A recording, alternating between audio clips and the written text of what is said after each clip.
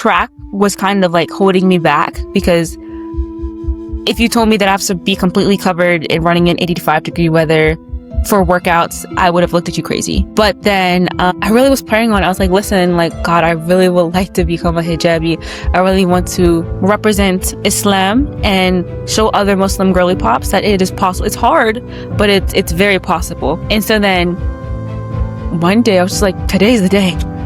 So I got rid of all of my crop tops, all of my, clothes like that. I gave it to my friend, headed to Marshall's, spent some money, came back the next day. I was a full hijabi. Told my coaches, told my athletic training, told them, like, kind of explained, like, listen, like, you can't really be touching me respectfully. Like the guy coaches, my athletic trainers, hey, can I get a massage? In seclusion from the guys. Like, girls can see me in spandex, but guys can't. And everybody was very understanding that, but even though the situation I went through, was a little like, how am I gonna make it out of here alive? But it has definitely tested me and allowed me to grow. Just to give kind of like a brief overview, grew up in a Christian house.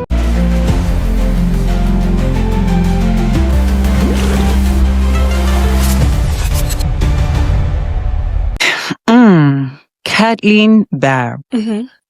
How are you doing this afternoon? I'm doing good, alhamdulillah. I'm doing as good as I can do in between seasons. I can imagine. But first and first, I want to say, girl, you look beautiful. Thank you, Queen. You too. And after this session, we need to talk about some makeup skills, Stop. No, I'm being serious. When I was going through your page few days back, your YouTube video and everything, I'm like, okay, she dresses really good.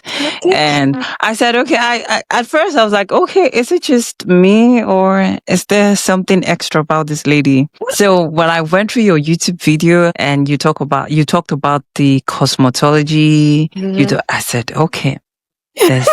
There's a lot about this amazing lady. So it is my pleasure having you in the studio this wonderful afternoon. So first thing first, tell us, how was Tokyo? Tokyo was definitely an experience. I live in America, and even though I'm Bermudian, I live right now I'm in Virginia because that's where I went to school. And so the difference between America and outside of America is, oh my goodness gracious, like they had to drag me out of Tokyo. I wanted to stay, but I have responsibilities over here to do. So I had to go back. But food was amazing. People were really nice. The atmosphere, economy was very clean. The pricing of items were top tier. So I'm like, you guys better be careful before I don't come back to America. So that's to say you enjoyed it over there. I did, very much so. Okay. So now talk us through your journey, your background, and how it all started for you. I know you are a dual citizen. Bermudian and American, and your dad, who happens to be a one-time NCAA runner-up. YouTube video. And your mom who ran at Barcelona Olympics 1992. Yes, so apparently you're coming from a home where everybody's fat. Girl. So tell me, for you, it's going to be different, because it's different when you grow up from a home where nobody has an idea about track and field, and it's like you're trying to navigate your way around it. And they saw you, and okay, I think she's doing good, and in school, don't you think she can run track and all of that? But now for you, you are coming from a home that your mom, your dad, they are both track stars. So what was it like for you growing up? Okay, so growing up, like you said, very athletic household. My parents put us into sports right away. I can remember swimming when I was like 4 years old, swimming in the water and not moving anywhere. But then, you know how you have those like little kiddie miles and like kiddie races? My parents saw that I was actually pretty good. And they were like, wait a minute here. She inherited our genes.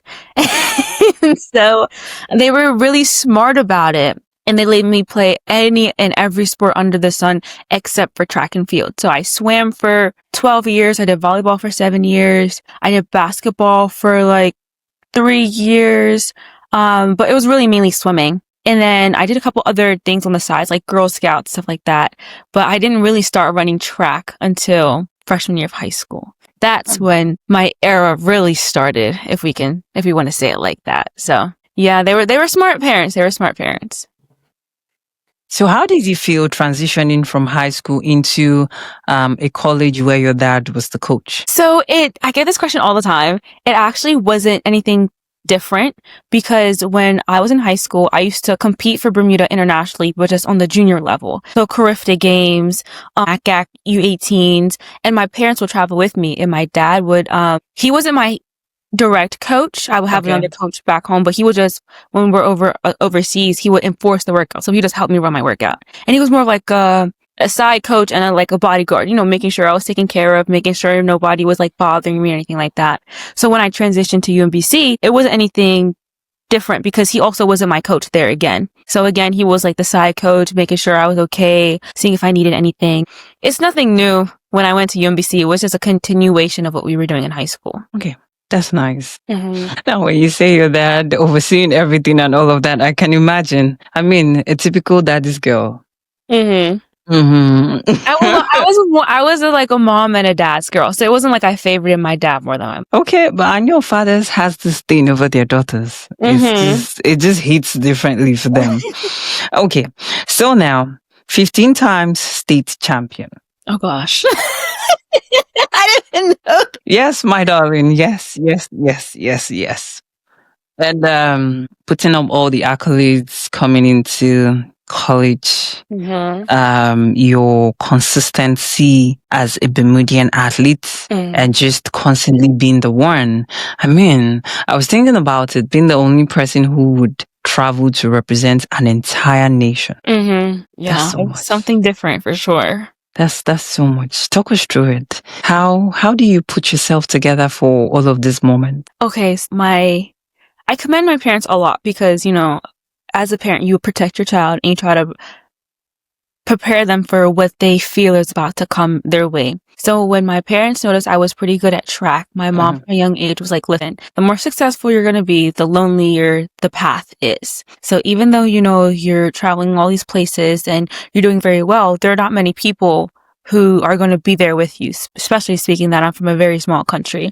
So, needless to say, high school, when we were getting to like the post-state season, post-national season, I was the only one running because I was the only one that would qualify for the meets or still running for my country. So I experienced kind of the elite level at a very, very young age, which has prepared me for now because again, like I went to Worlds by myself. Even though somebody else was supposed to join, I was ultimately there kind of like alone. So definitely learning from a young age that the successful track can be lonely sometimes. At the beginning, it was kind of like sad because it's like, you're 16, 17, 18 by yourself traveling to these well, not by myself, but with my mom and dad, but no teammates around. It's literally just me for my country. Has made me kind of like just brush it off now. Sometimes I forget I'm the only one running for my country because normally when I go to these meets, I have friends there. I have people I ran against. We're all hanging out. So it's not like I'm truly by myself, but for my country, I'm normally the only one there. So it's something that you have come to navigate your way around it. I've had years of experience and practice. So it's kind of like, oh, okay. All right. There's nothing new at this point. Okay. So I'm going to reference back to your YouTube video. Oh gosh. Right. And it was the Q&A questions and you were talking about, you put out a post and say, okay, people ask me questions and I'm going to answer about myself and all of that. And you came to a point where you said, you've really been through a lot, but people who really knows that, like who knows that everything you've been through and been able to like get to this point that you are right now. And even while you are still at VT at this moment, you're still trying to navigate if it is going to be here or like looking forward to what you expect to get from them or how to like move forward. So now beyond the finish line with Star is where athleticism meets inspiration and also where the untold stories are being told. That was the first thing I said. I want to know if you don't mind. Now these things is because as humans, right, you cannot completely tell who exactly is going through a phase that you are going through. Right. And you cannot completely tell how your story and how you have been able to navigate your way around it, even if not completely, but just being able to understand the process, learn how to go about it and make success out of it, or even make life easy out of it. Because I mean, looking at you right now and just how easy you say, oh, even if I am the only one represent my country, I am not the only one because I have friends, I have people who I have competed with in the NCAs and all of that. Because some persons will be like, are you sure I can do this? You know, the whole tension of carrying an entire country, which I'm going to get back to that question because I would want you to extensively explain. I mean, I know how it feels like being an athlete when you're on track and being a student, NCAA student athlete, and you're on track and it's like, there's so much expected of you. You're meant to perform and all of that. The tension alone has its own effect on us as athletes, but you doing what you do at the level at which you do it and just doing it all by yourself. That's why I say I'm going to come back to that. Yeah. But now what I'm saying is, what are those things that, you know, shift and moved that went through that you were able to overcome and become this wonderful lady that we have today, this beautiful, you know, amazing young athletes that we have today. Pocket rockets, like you said. I remember the words. Like I remember the words when you said, I know I'm small, but I'm a pocket rocket. Yes, I am very small, apparently. That's what I've been told every day of my life. But okay, so to answer your question, I feel like everybody's got skeletons in their closet, and I'm one for letting people know the real. However, I'm not gonna air out other people's business. So I'm gonna touch a little bit on it, but not go full depth because, you know, I feel like it's not really my place to say. But you know, families have their issues behind closed doors sometimes. So I was going through something like that. Love my family. I'm very appreciative of them. But even though the situation I went through, was a little like, how am I going to make it out of here alive? But it has definitely tested me and allowed me to grow. Just to give kind of like a brief overview, grew up in a Christian house and eventually became Muslim. So that's what I'm going to say. But then throughout the process of me becoming Muslim, I believe and I know for a fact, God is not going to give you anything more than you can bear. So even though, there was a little bit of tension between me and my family due to such decision, I have to kind of went on my own in trying to figure out my own life and the direction I would like to go, this, that, and the third. And through God's grace, I ended up at a Power 4 school, ACC's, Virginia Tech. And honestly, being on my own and experiencing life has really made me stronger. 1, 2, it's proven that I really don't need a human beings outside of God, because like God's got me. Like, yes, you have like your friends, family, workers, stuff like that, but ultimately if they end up leaving, you still need to be able to fend for yourself, and it's proven that I can do that. And 2 years ago, I could not have told you I will be here right now, having experienced the amount of success I've experienced despite what was going on behind closed doors. So really it's a blessing.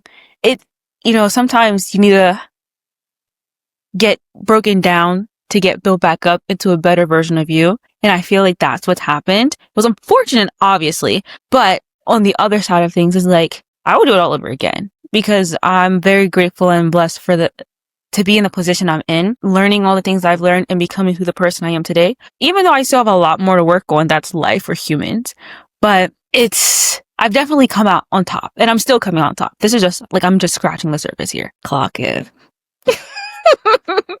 So that's kind of trying to answer your question in a nutshell, you know? Yes, it does. Well, that's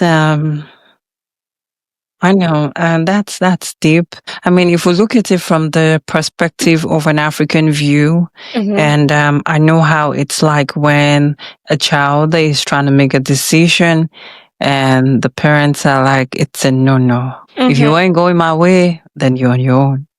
I mean, Yeah. that's a typical Nigerian home, you know. Yeah. Like, but the thing is, at the end of the day, it doesn't mean they don't love you, but Right. that's just their own way of instilling discipline. And maybe sometimes they come to realization that, oh, this decision isn't as bad as we thought. We Right. just needed to, give it time and all of that. But one thing I know for sure is you are a strong, resilient, beautiful, and amazing lady. And whatever it is, give it time, it's going to come around. So, but now let's go back to track, right? Okay. So Virginia Tech, right now you have transitioned from being a student athlete to a pro athlete at this point, and you have constantly raised the bar for your country and proudly worn that on your shoulder. So before you even became pro, which just happened recently, how have you been able to, manage track and field as a student athlete and as a person, as who you are, one? Was there ever a time when it felt like, oh, now that I'm going to go pro, were you looking forward to like those NIL deals? Now, why I'm asking these questions because, we are students athletes. When we're moving fast and we're running and we get to that point where okay, we make it to nationals and you're just where you are representing your country. Some people feel like, okay, so when I get to that point where I'm representing my country and I'm about to be done with school and nothing is forthcoming, I think this is where I should end the career. No pro deals. No one is looking at me. I'm not signing nothing. Yeah.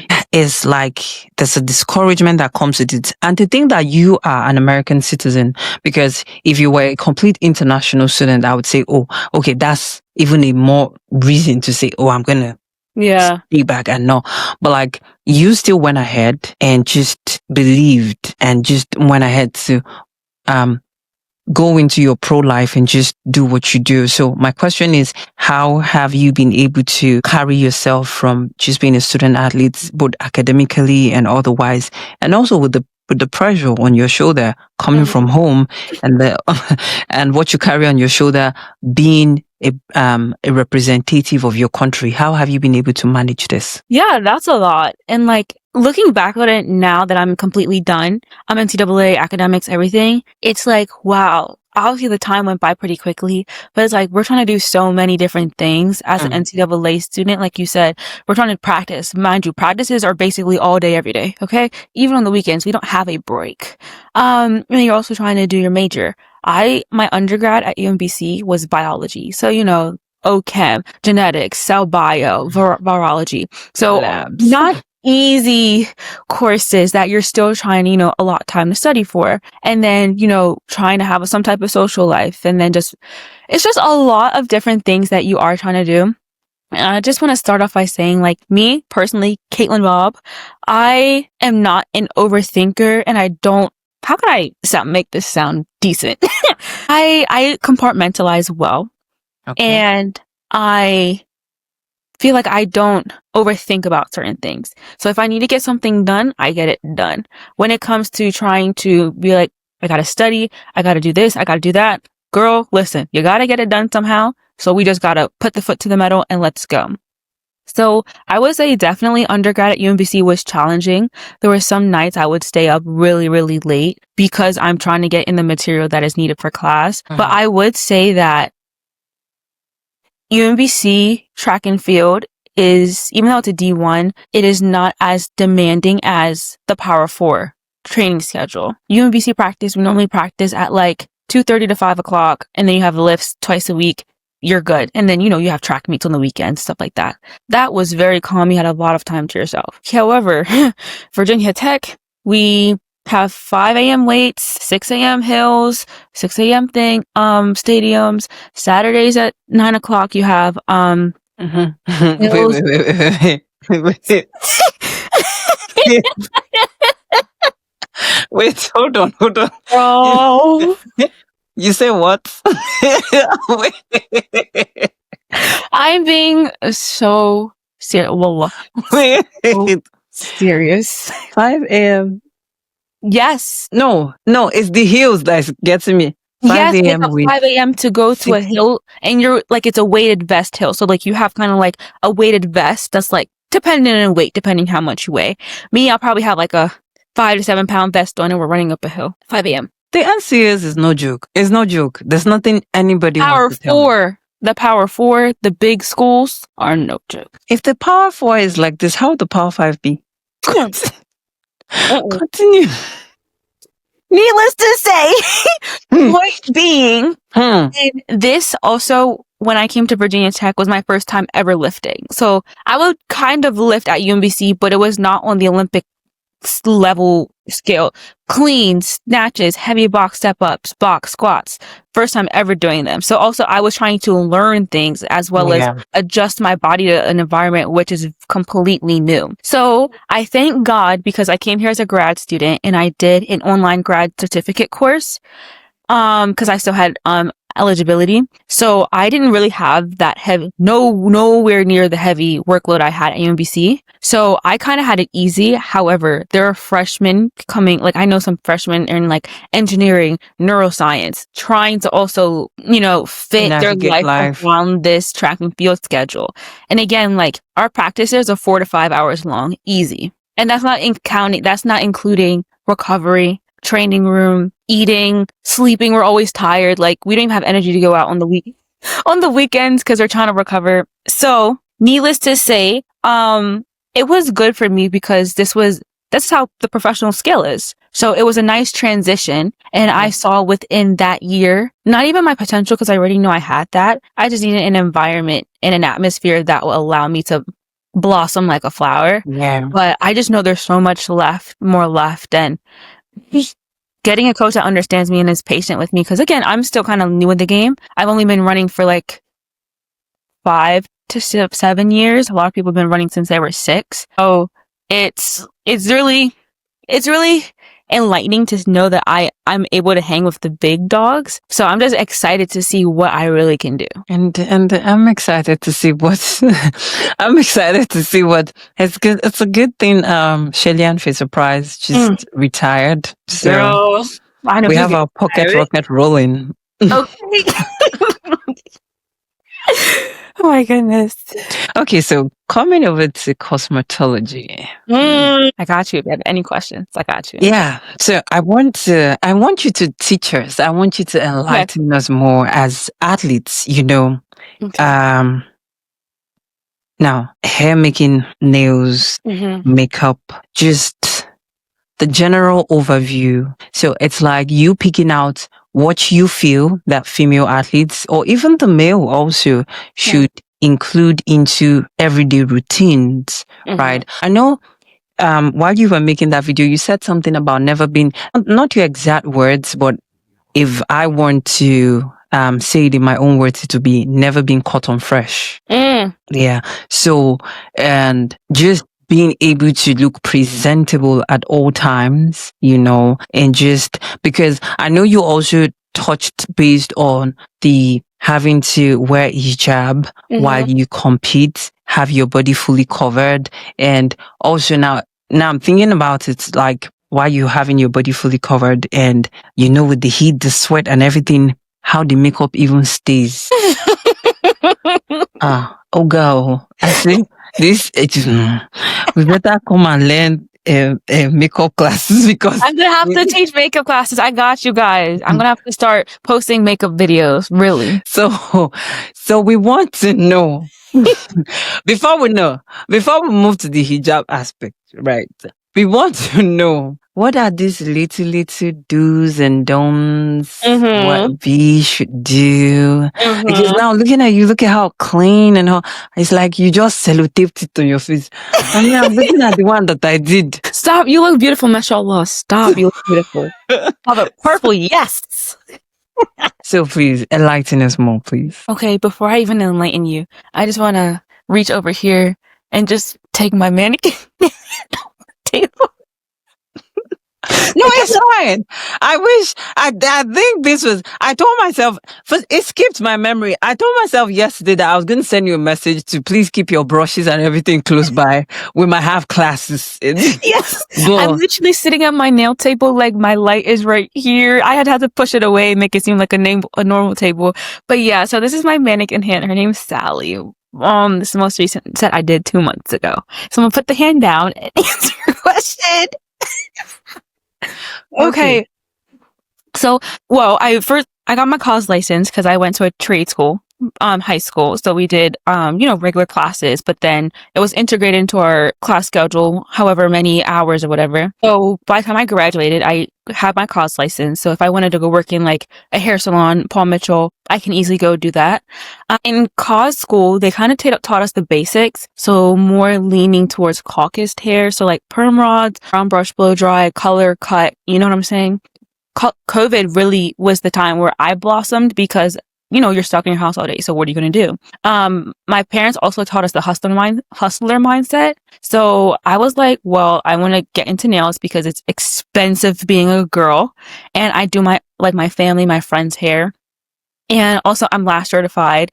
So like, I was like, girl, like this is the time to get your hustle up. So when COVID's done, you have nice jobs because it's hard to keep a job or get a job as a track athlete because we're never there. Like, how are you going to explain to an employer you're in Tokyo for a month doing what? Exactly. And so, I really just learned everything myself, trial and error. My OGs, my friends know the nails I did on them, and hair was not the best in the beginning, but we're better now, a lot better.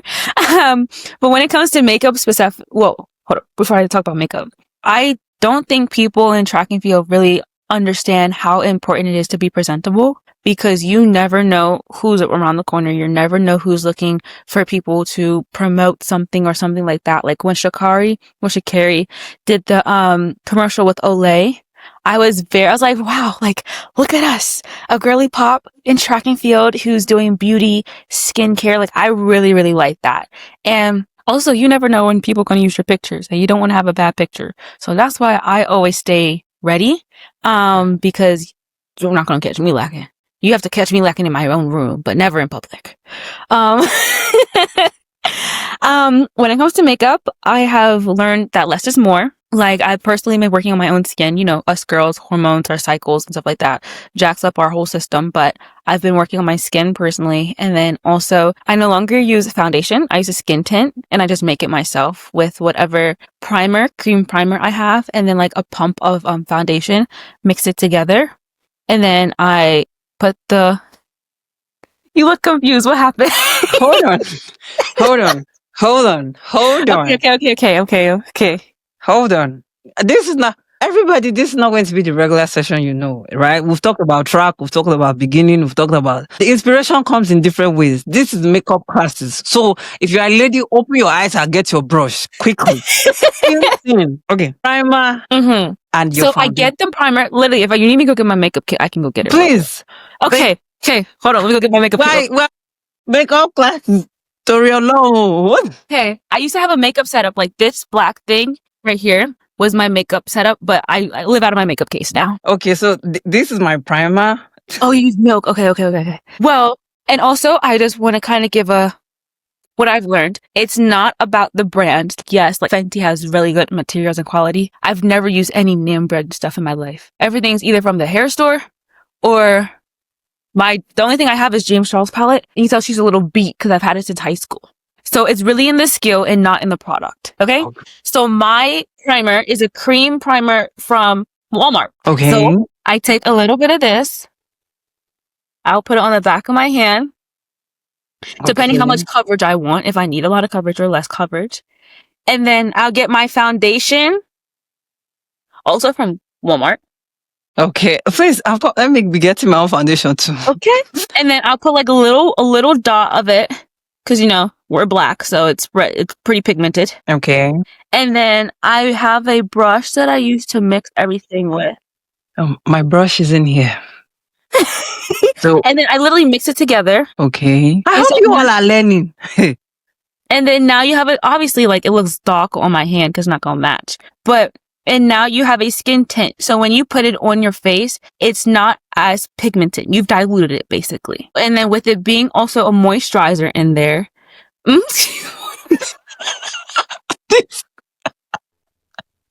I love this episode. And because it's a moisturizer, it's also like the moisturizing effect. So it's not just like, Oh, I see it. not just foundation. It's also, that's why it's diluted. Oh, look at it. So I use it here. Yes. You use it there and then like after literally just put it on your face. I normally just rub it in like moisturizer and then use my beauty blender to put it in. Oh. Can you guys see this? Wow. Yes. So it will now look like your skin. So even when you use your primer, no, this is primer. Your face finisher, right? Okay. Your finishing spray. Yeah. It's not going to look like you applied your natural cream on your face, right? No, it's going to look natural. It's going to look natural. Yeah, that's what I mean. So it's not going to look all pigmented. Because what I found out with track and field, especially when it gets really hot, especially as a hijabi. But okay, so you made that, right? So you put it on your face. This is the thing that locks it in. So I have a pressed foundation. I lightly just press that in so it's like sealing all of the shininess in. So can I have a press? This is a pressed powder, right? Yeah, just like that. Like this is mine. It's my sample. Okay, so a pressed powder can work. Yeah, so after you put this on your face, you will lightly go in and lightly impress powder, and then you can move on to your next steps, like your concealer. Can we use this? I know this is like this is a translucent powder, right? I don't like translucent powder. Okay. But that's just my preference. I haven't had a good experience with translucent. Okay, please keep talking us through the process. I'm sorry, viewers. You see, this particular episode, if you like, don't save it. We are doing makeup. We're having our makeup tutorials. Yes, I'm literally... Okay, so after you have on your face, your skin tint, you put on your pressed powder for a little, just to seal and everything. And that's honestly what I did. Like, I don't know if you can the light. Yeah, I said. And so it still looks like my skin, but it's covered up my marks. But do you highlight after this? You don't highlight. The only thing highlighted is just my nose and right here, but this is just the blush. Yeah, it's just my skin. And you don't contour? I contour a little bit. I don't like harsh makeup. I like it natural. The only time I'll do something crazy is like eyeshadow, like when I ran my pink eyeshadow. But this is really good. This is a game. You see, from now on, my next episode, my next recording, look at it. Yep. It looks so real.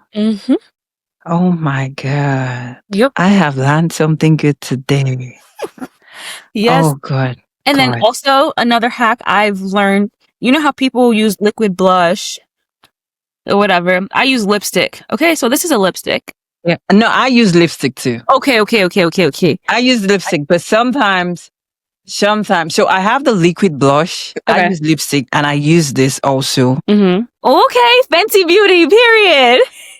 So oh, that's pretty. This is a game changer. Trust me. Really? The is a game changer. Oh my goodness, I might need to invest. For this, you see this is what I'm doing. Look, for the fact that, because I love the way it's right with this, I don't think I did anything else. I don't. For me, I like to highlight. And the reason is because I like that effect between here, like here and here. So I like the highlighting very obvious. That's one thing about me. Okay. So my makeup might not be heavy, but I like the highlighting obvious. Right. Yes, for me, I like the whole Barbie look face. Now, Barbie look face now does not necessarily, I can just wear a normal lip gloss on my lip and not really do so much with my eyes. But you see this area, I need to really highlight. So what I'm going to do, and I will try this tomorrow, I would make sure that I do the face tint. Like you said, have my primer and foundation properly mixed. Then apply my facial products. Then use my press powder to just lock it in. But Yes. now, do you think I can have it highlighted? Because I use liquid highlighter, right? So can I have it highlighted first before going in with the press powder? Okay, because it's liquid and liquid, yes. So like because your foundation and your primer is liquid and your highlighter is liquid, and then your pressed powder would mute it a little bit. So just like, no afterwards just go with a dry dry highlighter. But yes, you can use your highlighter. Cause what I specifically do is after I have my pressed powder, I then go in with a little lighter concealer here and here, contour, blush, blend it all together. And my favorite thing that seals in my makeup is loose powder. So like the loose setting powder. Oh, it's dripping. Whoops. But the loose setting powder and like, you like line contour your nose with it, put it up here because it mutes the oiliness of your T-zone, but also gives you a natural look. Yeah. So like my oils absorb it and it makes it look like hence why after I finish running, I may be sweaty. Give me 5 minutes. My face goes back to the way it looks now. Okay, so now let's go back to the importance.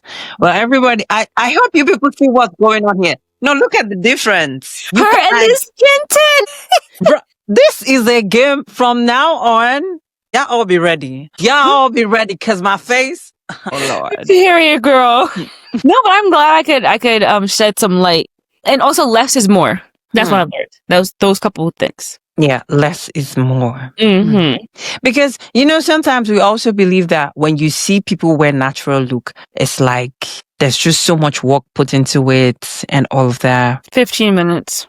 20 maybe because I did my lashes today, so I didn't want to come on here and scare you guys. But 15 minutes. So for the lashes, how is it done? Is this like the strip lash or the clusters? Yes.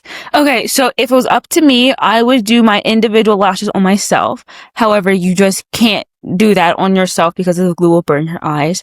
And I'm not paying somebody $250 to do my eyelashes for me to keep going back. So a lot of the girls do it, is the lash clusters, and then you just put it underneath your eyes. And then I just do a cat eye because I feel like it complements my narrow almond eye shape.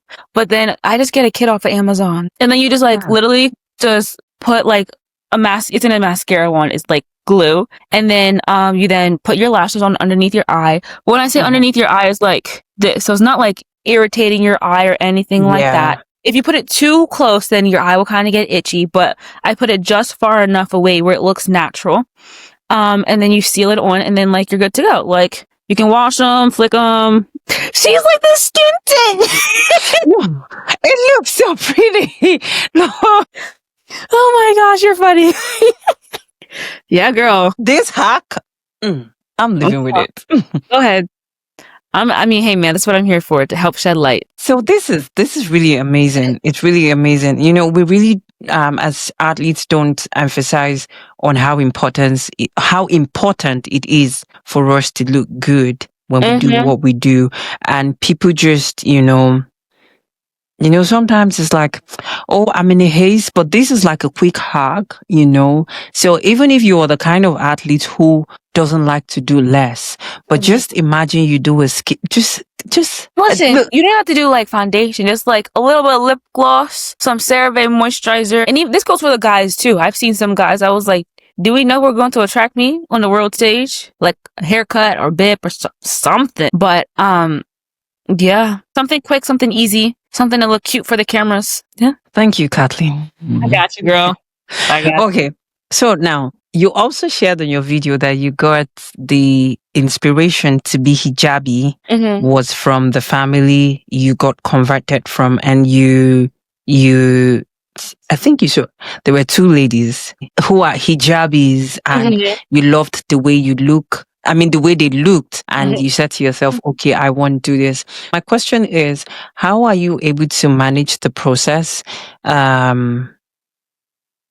Now, persons will be like, okay, so you are all covered from neck to toe. And and then the hijab also, and still looking this pretty with your makeup and the skin tints that I just like. You all will not see the end of the skin tint because I'm putting it in your face. You see how good it looks? Yeah, You see how good it looks? This is my summer color, so hence why it's darker. But if it was like the color I used today, I don't have much of that left, so I didn't use it. But girl, mine would look just like yours. I got you. Okay. So before I was a hijabi, people didn't know I was Muslim because I look like a regular black person, you know? So, everybody just, thinks I'm Christian because also, Caribbean. And, a lot of Caribbeans are Christian. And so, and also people, well, actually, never mind. So before I was Muslim, I would see hijabis. I just didn't know who they were, why they are the way like they dress. But I thought they were so beautiful because you're modest, but you're also a baddie at the same time. Like, how does that work? But they make it work. And, cause society kind of teaches you like less clothing is more attractive, especially to like the male gaze. And I'm like, I don't like showing my body. Okay. I have a track body anyway, but I don't like showing my body. And so my family was also like, we don't go out in crop tops, pom booty shorts. No, you were covering your body and cause you're, the temple of God. And so then I did want to become a hijabi when I became Muslim. Like a lot of women become a hijabi as soon as they become Muslim, but track was kind of like holding me back because if you told me that I have to be completely covered and running in 85-degree weather for workouts, I would have looked at you crazy. But then I really was praying on it. I was like, listen, like, God, I really would like to become a hijabi. I really want to represent Islam and show other Muslim girly pops that it is possible. It's hard, but it's very possible. And so then one day I was just like, you know what? Today's the day.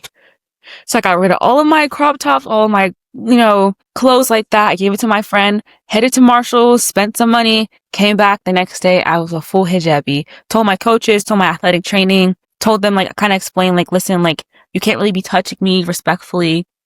Like the guy coaches, my athletic trainers, hey, can I get a massage? In seclusion from the guys. Like girls can see me in spandex, but guys can't. And everybody was very understanding. They were like, yeah, for sure. Like we got you. Just let us know what you need. Even when it came down to me changing my uniform, because before I ran in like, the singlet and the shorts, I asked for longer tights and I asked for them to get me like a compression shirt down to here. They went out, they bought it from me from Dick's. They loved the VT team. They definitely eased my process. Yeah. And then my first time wearing that was at ACC indoors. And I was kind of nervous because people have seen me before, but they've seen me uncovered. And now I knew I was going to get looks because it's not something common you have around here in America when, looking like me. And, people like, oh my gosh, I don't know how you do it, but you're killing it. Like your hijabs. And one thing about me, if I don't know how to do it, I'm gonna at least look cute trying to do it. So, I wear my cute little makeups and going to the track. I have my white hijab, not the one like here, but like flowy hijab. So to make it easier for myself, and people are like, girl, I commend you. I don't know how you do it. So I also got like a very good response, even though I'm not doing it for humans, but it just eased me like, okay, I can breathe because not everybody has the same reaction from me. Some people are like, take it off. You look crazy. What are you doing? But I didn't get that. And so, yeah, I had to kind of just get over myself. And I'm like, listen, I'm doing this for Allah subhanahu wa ta'ala. If you don't like me, I don't care. Like the other day, I kind of got my first hate comment of like, why are you wearing the hijab? It's going to make you slower. I'm like, sir, don't try me. Not today, please. Okay. I'm a reformed Muslim girly. Don't make the Baltimore come out. Okay.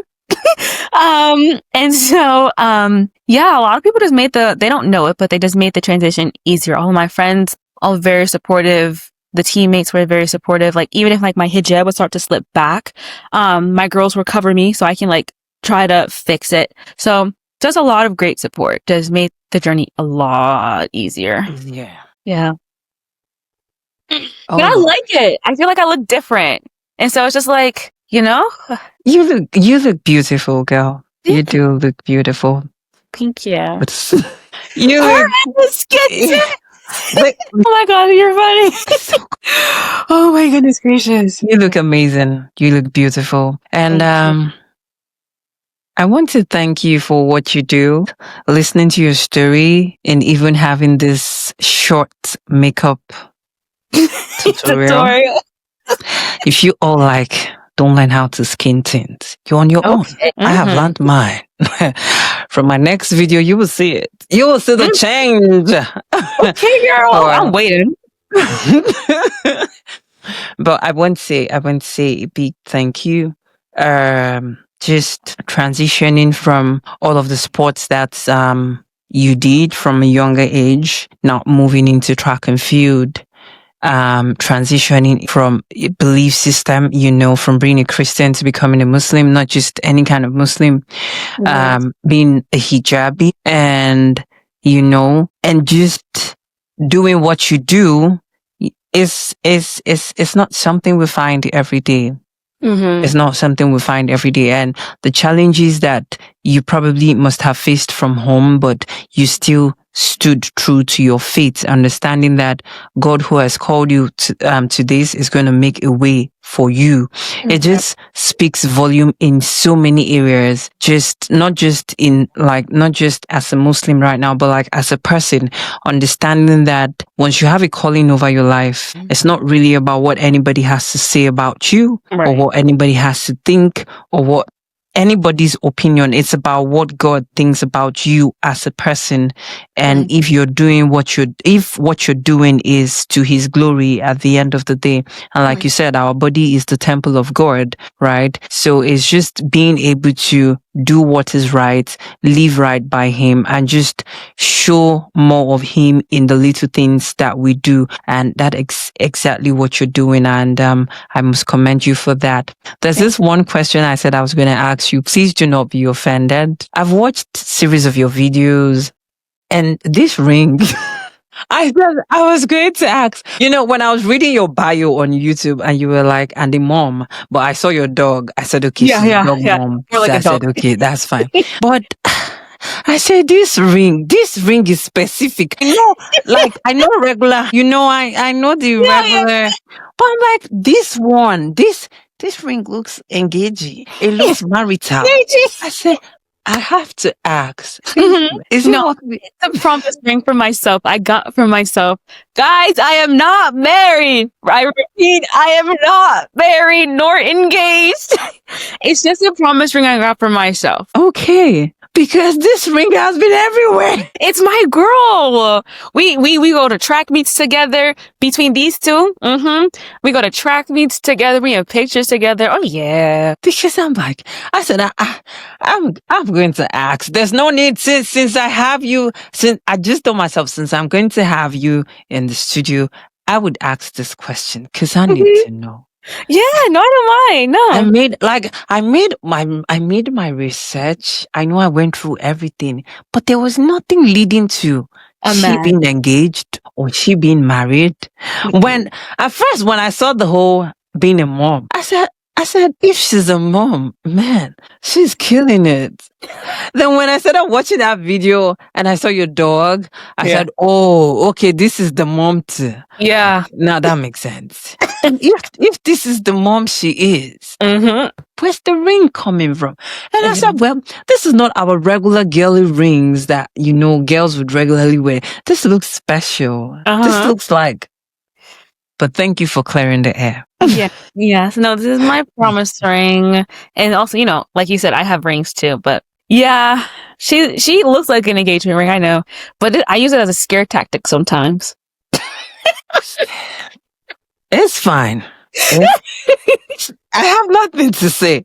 Well, I'm going to advise you all. This one now is my own tent.